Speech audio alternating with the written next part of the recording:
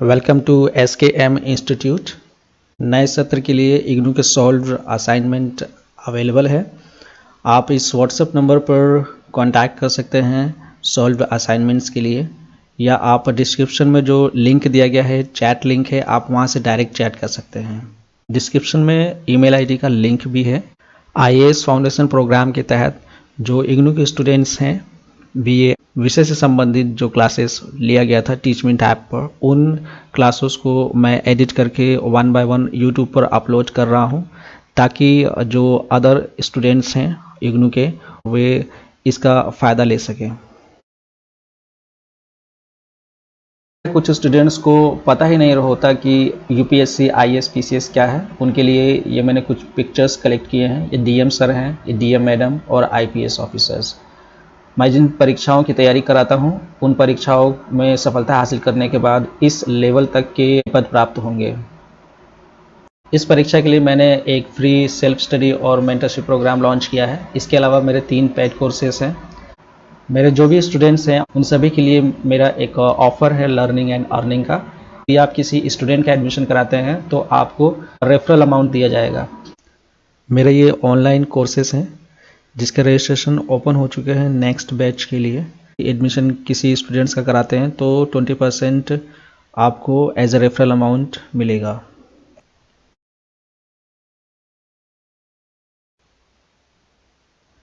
BHIC 101 के जो खंड 1 है, खंड 1 का यह इकाई 3 है।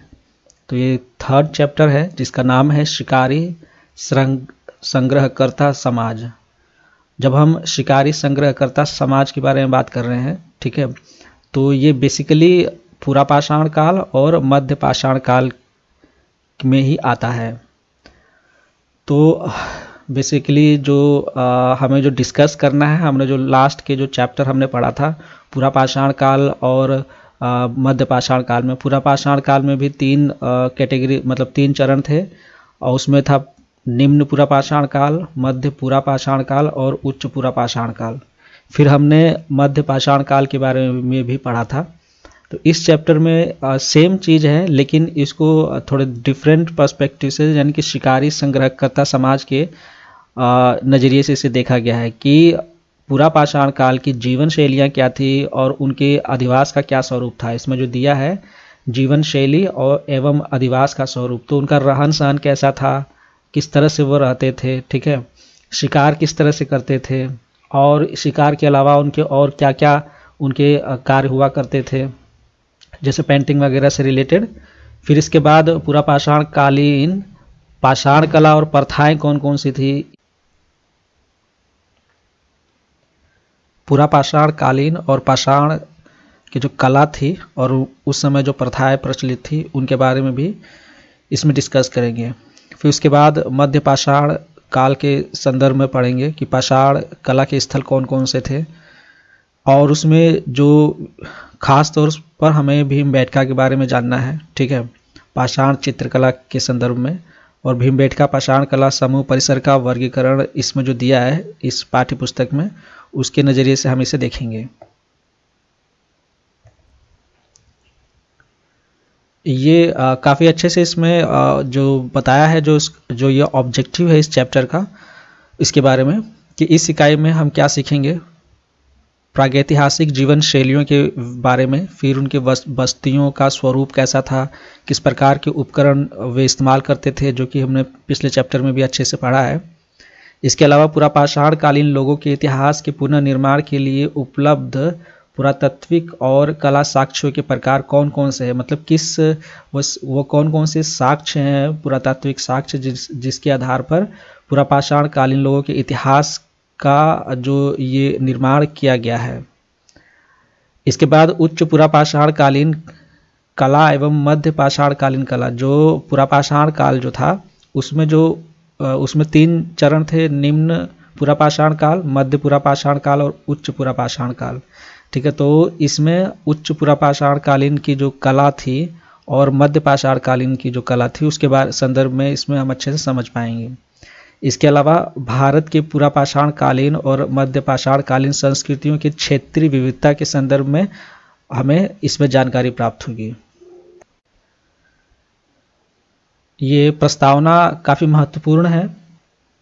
जैसे जब मनुष्य दो पैरों पर चलने लगा, जब आदि मानव, तो उनके जो दो हाथ थे वह खाली हो गए। उन्होंने उन हाथों का इस्तेमाल करना शुरू किया। तो वे क्या करते थे, वे हथियार बनाते थे, ठीक है, पत्थर का उपयोग करना सीख गए, लकड़ी का उपयोग करना सीख गए। तो जो भी वो कार्य करते थे तो उससे उनके जो दिमाग है, जो बुद्धि है, उसका विकास होता चला गया। जैसे कोई हथियार बनाता है, मतलब उन्होंने बनाया तो वो फिर उससे काटने की कोशिश किए किसी लकड़ी को, तो पता चला कि इसको थोड़ा और पैना किया जाए और धार बनाया जाए, ठीक है, तो और फिर पत्थर से उसको और रगड़ा गया धार बनाने के लिए। तो इस तरह से कई तरह की तकनीकें उनको धीरे धीरे उनके दिमाग में आया। तो इस तरह से जो मनुष्य है उन्होंने पशुओं से श्रेष्ठ दर्जा प्राप्त कर लिया इस संदर्भ में कि वे उपकरण बनाने लगे, ठीक है। प्रकृति ने मनुष्यों को, जो आदि मानव थे, उनको सींग वगैरह तो दिए नहीं थे, पंजे नाखून वाले थे नहीं, लेकिन उन्होंने जो प्रकृति में पहले से जो चीज़ें मौजूद थी, जैसे लकड़ी हो गई, पत्थर हो गए, ठीक है, किसी जानवर की हड्डी हो गया, तो उन्होंने उसका इस्तेमाल करना सीख लिया। तो इस संदर्भ में वे पशुओं से श्रेष्ठ दर्जा प्राप्त कर लेता है। मनुष्य पत्थर, लकड़ी, हड्डियों व सींग के बने औजारों से शिकार कर अपना भरण पोषण करता है। तो उन्हीं से वे अपनी रक्षा भी करते थे और अपने भोजन का शिकार भी करते थे, शिकार करते थे भोजन के लिए। औजार निर्माण की इसी क्षमता से संस्कृति का पोषण होता है, ठीक है। वह घर बनाना, आग का प्रयोग, कपड़े पहनना एवं अपने विचारों के आदान प्रदान के लिए प्रतीकों एवं चिन्हों के साथ साथ भाषा का भी आविष्कार करता है, ठीक है। समय के साथ साथ जो अपने जो भी उनके दिमाग में कुछ है, कुछ बात जो किसी को बताना चाहते हैं, तो पहले उन्होंने इशारों से बात करना स्टार्ट किया, ठीक है। फिर उसके बाद जो है कुछ चिन्हों से और प्रतीकों से उन्होंने लिखित रूप में इस्तेमाल किया। लेकिन इस समय अभी लिपि का विकास नहीं हुआ था, नहीं, उन्होंने लिपि का इस्तेमाल करना नहीं सीखा था। मनुष्य के इतिहास के इस अवधि को प्रागैतिहासिक काल कहते हैं।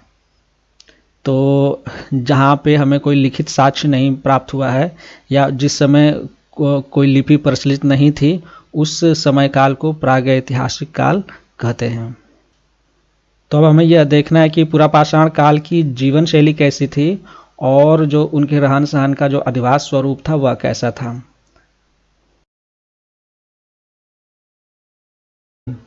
यदि आपको ये लेक्चर्स पसंद आ रहे हैं तो एटलीस्ट लाइक दीजिए, अदरवाइज़ आप कमेंट सेक्शन में फीडबैक दे सकते हैं। Thank you very much.